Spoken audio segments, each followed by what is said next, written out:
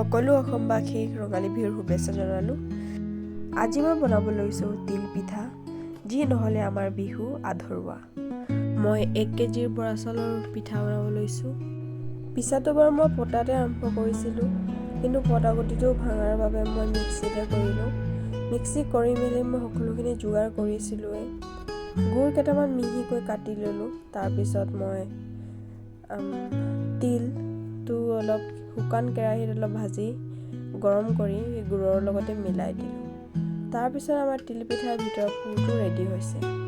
এয়া চাব পাৰে, মই এখন টাৱা পাতি ল'লোঁ জুইত।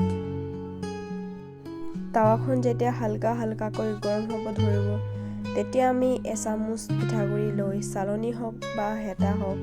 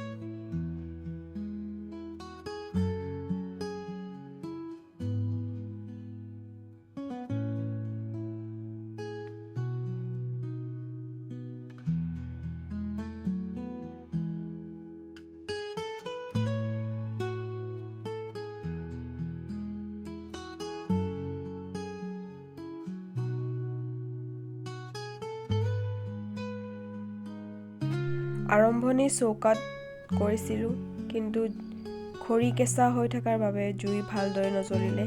সেইবাবে মই গেছৰ ওচৰলৈ যাওঁ বুলি ভাবি বাকী থকা পিঠাগুড়িখিনি গেছতে বনাই দিলোঁ।